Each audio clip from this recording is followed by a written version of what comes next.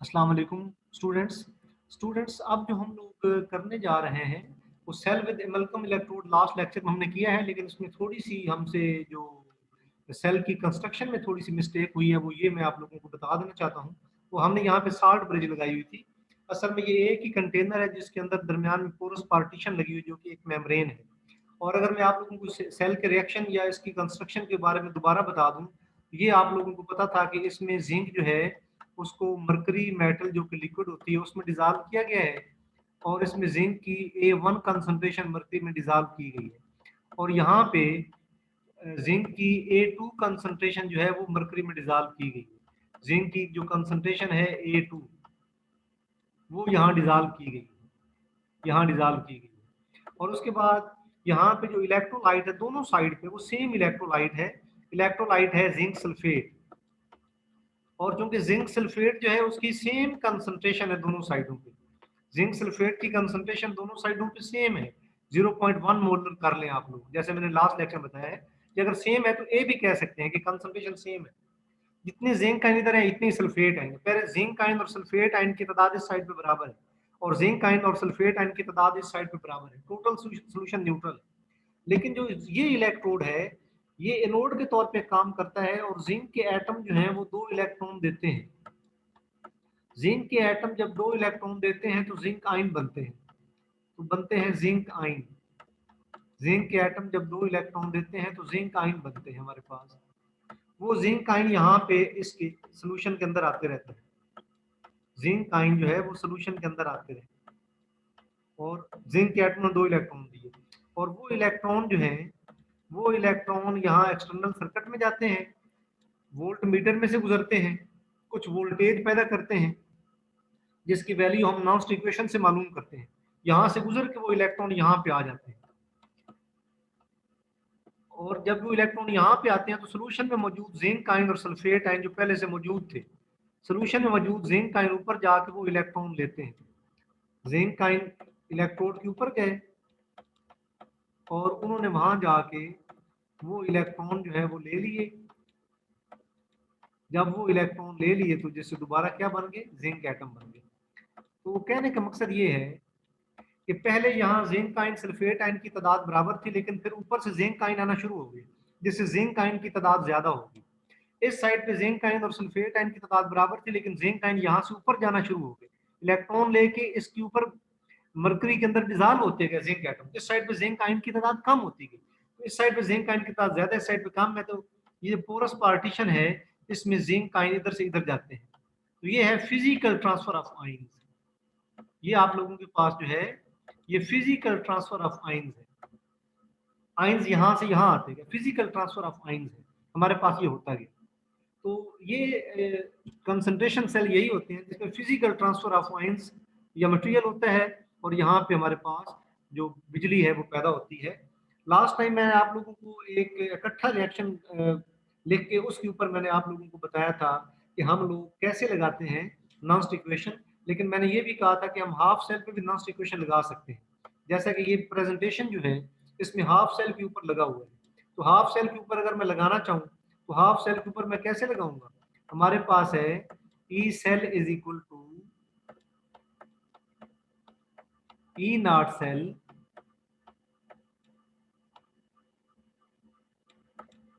Minus 0.059 भी लिख सकते हैं, आर टी और 2F भी लिख सकते हैं, जैसे मर्जी लिख लें।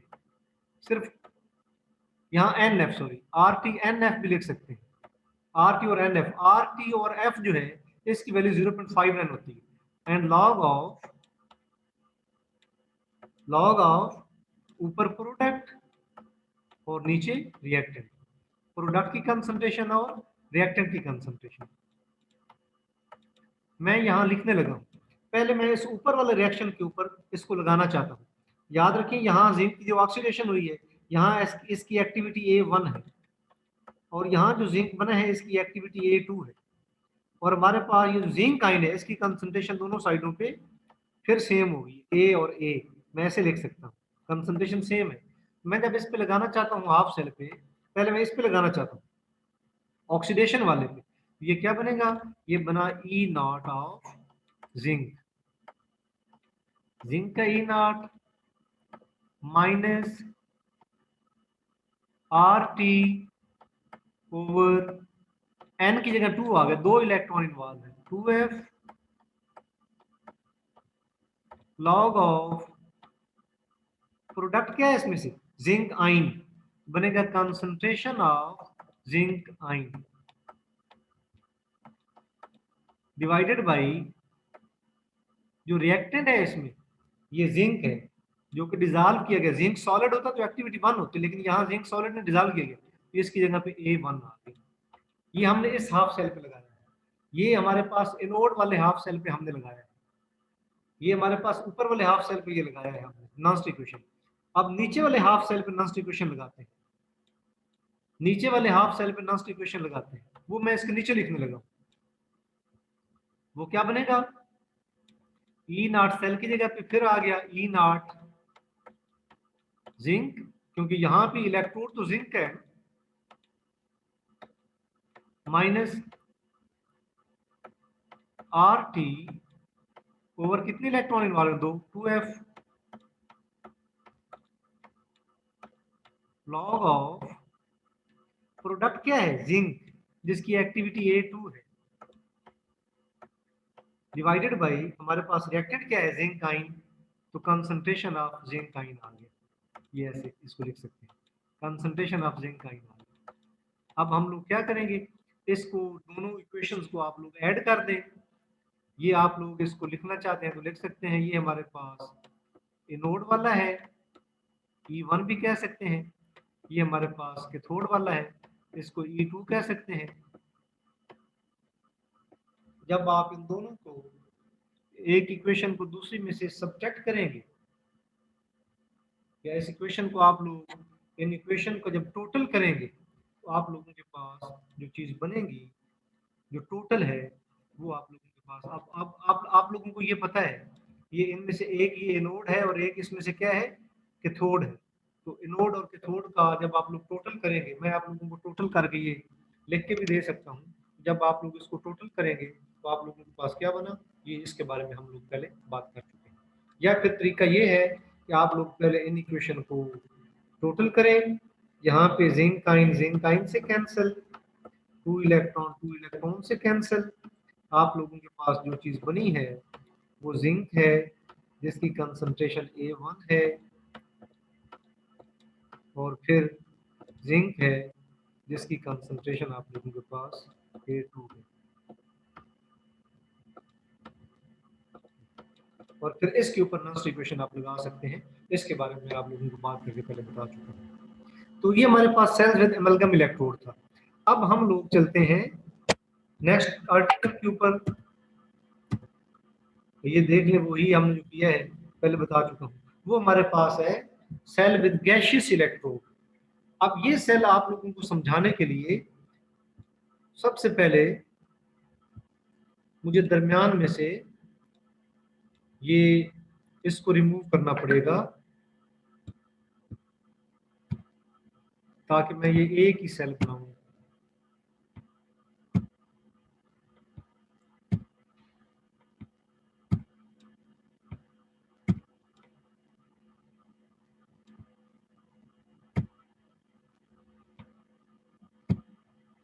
और यहाँ पे इसको मैं ऐसे मिलाता हूँ, और हमारे पास ध्यान में रखें कि बीच में हमारे पास जो है, अगर मुझे कोई डॉटेड लाइन मिले ताकि मैं पोरस पार्टीशन जो है उसको मैं शो कर सकूं। ये हमारे पास एक लाइन है, इस लाइन की मैं जरा पोरस पार्टीशन के फॉर्म में मैं इसको शो करना चाहता हूँ। ये शो किया मैंने, इसकी विड्थ ज्यादा की और इसको वाइट कर दिया, ये पोरस पार्टीशन। अब जो हम लोग करने जा रहे हैं वो हम लोग करने जा रहे हैं सेल विद गैसियस इलेक्ट्रोड। अब सेल विद गैसियस इलेक्ट्रोड में फिर वही है, ये इलेक्ट्रोड कंसंट्रेशन सेल की एक टाइप है। इलेक्ट्रोड कंसंट्रेशन सेल में क्या होता है, उसमें ये होता है कि इलेक्ट्रोड सेम मटेरियल का बना होता है, इलेक्ट्रोड की कंसंट्रेशन डिफरेंट होती है, और जिस इलेक्ट्रोलाइट में उसको डिप किया गया होता है इलेक्ट्रोलाइट सेम होता है।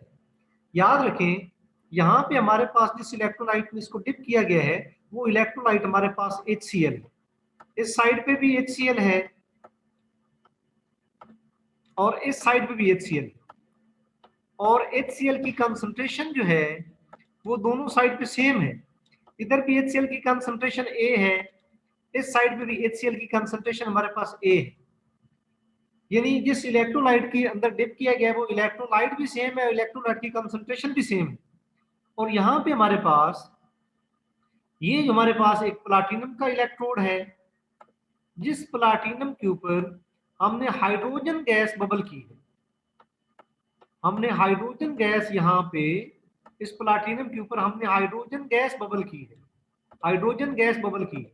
हाइड्रोजन गैस इस प्लाटिनम की सरफेस के ऊपर डिसॉल्व हो जाती है। यहाँ पे हाइड्रोजन गैस का प्रेशर P1 है, और इस साइड पे जो हाइड्रोजन गैस हम लोग डाल रहे हैं उसका प्रेशर P2 है, उसका प्रेशर P2 है हाइड्रोजन गैस का। हाइड्रोजन गैस P2 प्रेशर पर की है। और यहाँ पे हमारे पास ये इलेक्ट्रोड हमारे पास किस चीज का है, प्लाटिनम का। और अगर मैं अब ये सेल आपके पास सेल रोटेशन लिखना चाहूँ तो सबसे पहले मुझे लिखना पड़ेगा इलेक्ट्रोड किस चीज का है, प्लाटिनम का। ये लिखा। उसके बाद क्या है, उस प्लाटिनम के इलेक्ट्रोड पे हाइड्रोजन गैस हमने बबल की है, कितने प्रेशर पे, P1 प्रेशर। उसके बाद क्या है, उसके बाद इलेक्ट्रोलाइट HCl। ये तो इस हाफ सेल का। अब दूसरे हाफ सेल के बारे में यही तरतीब होगी। अब चूंकि पोरस पार्टीशन है तो ये HCl इधर भी काउंट होगा, दूसरी साइड पे भी। और साथ क्या है, हाइड्रोजन गैस है, किस प्रेशर पे हाइड्रोजन गैस है, P2 पे, P2 प्रेशर। और यहाँ पे हमारे पास क्या है, हमारे पास यहाँ प्लाटिनम है। ये मैंने आप लोगों को तरीका बताया था। पहले आप लोग इलेक्ट्रोड का नाम लिखेंगे, उसके बाद जो उसके ऊपर गैस बबल की है वो, फिर इलेक्ट्रोलाइट, फिर दूसरी साइड पे इलेक्ट्रोड जो गैस बबल की है, और फिर इलेक्ट्रोलाइट। इलेक्ट्रोलाइट की कंसंट्रेशन दोनों साइड पे सेम है। अब आप लोग ध्यान में रखें कि हम लोग सबसे पहले देखते हैं कि एनोड पे क्या रिएक्शन होता है। ये इस साइड पे जो हमारे पास है ये एनोड के तौर पे काम करता है। तो एनोड के तौर पे आप लोग देखें, जो हाइड्रोजन है उसके एक मॉलिक्यूल में से दो इलेक्ट्रॉन निकलते हैं, जिससे हमारे पास दो हाइड्रोजन आयन बनते हैं, दो हाइड्रोजन आयन बनते हैं। ये इधर है, वो हाइड्रोजन आयन जो है, यहाँ हाइड्रोजन गैस का मॉलिक्यूल है, एक मॉलिक्यूल ने दो इलेक्ट्रॉन दिए, और जो हाइड्रोजन गैस है वो हाइड्रोजन आयन बन के वो नीचे सोल्यूशन के अंदर आ गए। याद रखें, यहाँ पे आप लोगों के पास पहले हाइड्रोजन आयन और क्लोराइड की कंसंट्रेशन सेम थी, लेकिन अब ऊपर से और हाइड्रोजन आयन बन के नीचे आ गए। वो दोनों इलेक्ट्रॉन यहाँ से गुजरते हुए जब वोल्ट मीटर में से गुजरते हैं तो वोल्ट मीटर जो है वो हमें रीडिंग देता है कि कितना वोल्टेज पैदा हुआ। हम लोग वो जो वोल्टेज है नॉस्ट इक्वेशन से हम लोग वो मालूम कर सकते हैं। वो दो इलेक्ट्रॉन यहाँ से गुजरते हुए इस साइड पे आ जाते हैं। जब वो दो इलेक्ट्रॉन इस साइड पे आते हैं, यहाँ सोल्यूशन के अंदर हाइड्रोजन आयन और क्लोराइड आयन मौजूद थे, तो सोल्यूशन में से दो हाइड्रोजन आयन जाके वहां से दो इलेक्ट्रॉन लेते हैं। जब दो हाइड्रोजन आयन जाके दो इलेक्ट्रॉन देते हैं तो हमारे पास बन जाता है H2। अब हम लोग यहाँ पे H2 जो है इस साइड पे प्रेशर कितना था, P1। तो मुझे यहाँ लिखना पड़ेगा इस साइड पे प्रेशर क्या है, P1। इस साइड पे प्रेशर क्या था हाइड्रोजन का, इस साइड पे वो P2 है, वो मैं लिख देता हूँ P2, वो लिख देता हूँ, ये है। और हाइड्रोजन आयन की कंसंट्रेशन दोनों साइडों पे सेम है, ए और ये भी ए। अब दो तरीके हैं, एक तो ये है कि या आप रिएक्शन को टोटल करें। टोटल मैं कैसे लिखूंगा, H2 having pressure P1 minus 2 electron plus 2 hydrogen ion plus 2 electron. Left side पे लिखी हुई तमाम चीजों को टोटल कर लिया। और बनता है फिर क्या है हमारे पास, बनता है 2 हाइड्रोजन आइन plus hydrogen gas at pressure P2। अब जो चीजें यहाँ कैंसिल होती करते हैं, -2 इलेक्ट्रॉन +2 इलेक्ट्रॉन से कैंसिल, 2 हाइड्रोजन आइन इस साइड में 2 हाइड्रोजन आइन से कैंसिल, हमारे पास जो बचा वो हमारे पास ये था H2 at pressure P1 gives us H2 at pressure P2। और अब मैं नॉन्स्ट इक्वेशन लिखने लगा। नॉन्स्ट इक्वेशन हमारे पास क्या होती है, नॉन्स्ट इक्वेशन होती है E naught cell is equal to, sorry E cell, E not cell नहीं E cell,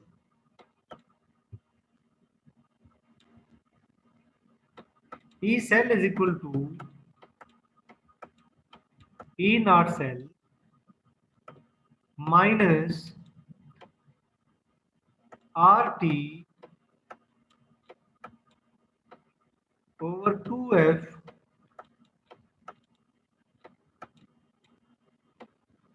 log of natural log of P over Q। Natural log लिखना था, नेचुरल लॉग इसलिए लिखना था प्रोडक्ट ओवर रिएक्टेंट, क्योंकि यहाँ पे 2.303 भी होगा ना, अगर हम कॉमन लॉगरिथम लिखेंगे यहाँ 2.303 भी होगा, जैसा कि मैंने आप लोगों को पहले लेक्चर में बताया।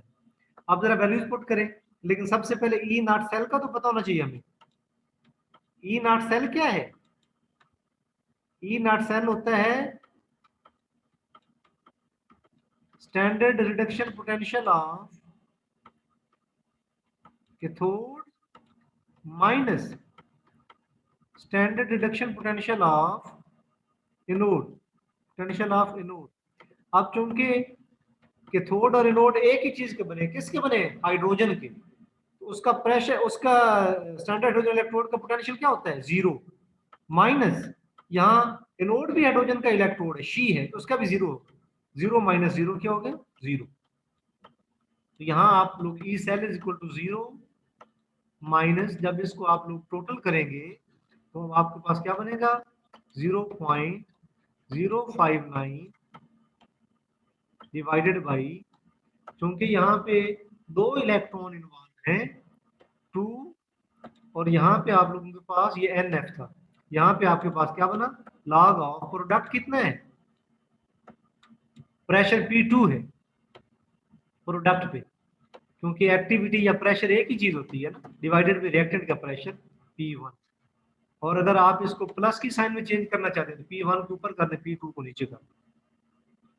ये आपके पास है सेल विद गैसियस इलेक्ट्रोड। दूसरा तरीका ये है कि आप इस हाफ सेल पे अलहदा से इक्वेशन लगा सकते हैं, इस पे अलहदा से लगा सकते हैं, और फिर इन दोनों इक्वेशन को टोटल कर सकते हैं। ये करने से भी आप लोगों के पास जो आंसर आएगा वो आप लोगों के पास सेम आएगा, you will get the same answer. तो ये आप लोगों के पास है cell with gaseous electrode. I hope कि आप लोगों को सेल विद गैसियस इलेक्ट्रोड की समझ आ गई होगी। यहाँ पे हाइड्रोजन गैस P1 प्रेशर पे बबल की है, यहाँ पे हाइड्रोजन गैस P2 प्रेशर पे बबल की है। इलेक्ट्रोड सेम मटेरियल के बने हाइड्रोजन गैस के, लेकिन हाइड्रोजन की गैस की कंसंट्रेशन डिफरेंट। तो अगर इलेक्ट्रोड सेम मटेरियल की हो और इलेक्ट्रोड की कंसंट्रेशन डिफरेंट हो, जिस इलेक्ट्रोलाइट में डिप किया है वो भी सेम हो, तो हम कहते हैं ये इलेक्ट्रोड कंसंट्रेशन सेल है। अब चूंकि यहाँ पे काफी सारे हाइड्रोजन आयन जो हैं वो बन गए हैं, जो हाइड्रोजन आयन यहाँ पे आप लोगों के पास बनते जा रहे हैं वो हाइड्रोजन आयन इस साइड पे ट्रांसफर होते जाएंगे, वो हाइड्रोजन आयन इस साइड पे चलते जाएंगे। तो एक फिजिकल मटेरियल हो रहा है, फिजिकल ट्रांसफर हो रहा है।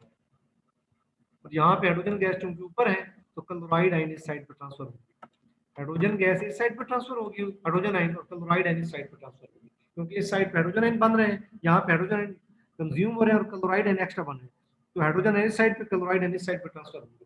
तो फिजिकल ट्रांसफर ऑफ मटेरियल की वजह से हमारे पास जो यहाँ पे नॉन्स्ट इक्वेशन हमें बताती है कि यहाँ पे हमारे पास कितना वोल्टेज जो है वो पैदा होता है।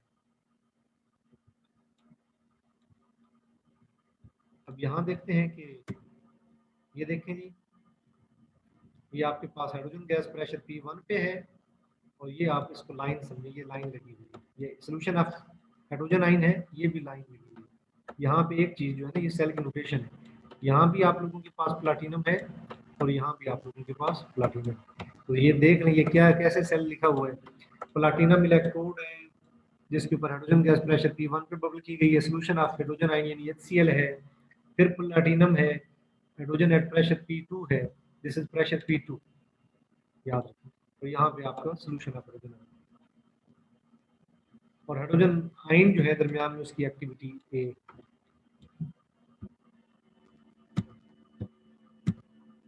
तो ये पहले एक रिएक्शन के ऊपर ये लगाया है हाफ सेल के ऊपर, क्योंकि यहाँ पे एक इलेक्ट्रॉन इसलिए कहा है क्योंकि हम एक एटम की बात करते हैं, तो n इज इक्वल टू 1 है, क्योंकि 1/2 लिख दिया ना हाइड्रोजन का मॉलिक्यूल। इसके ऊपर लगाया है हमने नॉन्स्ट इक्वेशन,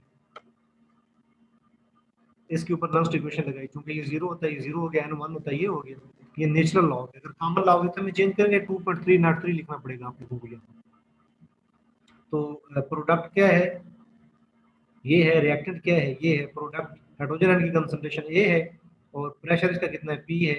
तो P1 रेज्ड पावर 1/2, क्योंकि इसका ये जो चीज़ है ये आप लोगों के पास पावर में चली जाती है, लॉ ऑफ मास एक्शन के मुताबिक आप लोग लिखते हैं। दूसरा ये आप लोगों के पास है दूसरा हाफ सेल, इसमें भी बिल्कुल वही है, यहाँ ई नॉट सेल था, वो हाइड्रोजन के लिए 0 होता है, वो हो गया। और अब E1 और E2 को, और यहाँ पे क्या है, प्रोडक्ट ये है P2 है, लेकिन जो इसका ये कोएफिशिएंट है पावर में चला जाएगा, डिवाइडेड बाय हाइड्रोजन आयन की कंसंट्रेशन, ये आ गई। अब इनको टोटल करें, E1 और E2 जो पीछे पड़ा है इसको टोटल करें, आप लोगों के पास ये बन गया। ये एग्जैक्टली वही एक्सप्रेशन है जो हम लोगों ने निकाला है, बिल्कुल। आप लेक्चर जो है उसको पीछे करके देख लें, एग्जैक्टली ये वही एक्सप्रेशन है जो हम लोगों ने निकाला है। RTO2 बिल्कुल वही एक्सप्रेशन जो हम लोगों ने पहले निकाला है। अगर P2 को ऊपर और P1 नीचे है, अगर ये शुरू में जो आप लोगों के पास यहाँ पे माइनस की साइन है ये वाली, इसको प्लस में करें तो P1 और P2 बन गया। बिल्कुल रिएक्शन आप लेक्चर रिवाइंड करके देखें तो आप लोगों को पता चलेगा, ये तो बिल्कुल वही है जिसके बारे में मैं बात कर रहा था आप लोगों से। तो ये आप लोगों के पास जो थे ये इलेक्ट्रोड कंसंट्रेशन सेल थे, जिसमें पहले हमने एमलगम कंसंट्रेशन सेल किया है और उसके बाद हमने गैशियस इलेक्ट्रोड जो कंसंट्रेशन सेल किया है। नेक्स्ट लेक्चर में हम लोग देखेंगे इलेक्ट्रोलाइट कंसंट्रेशन सेल। अल्लाह।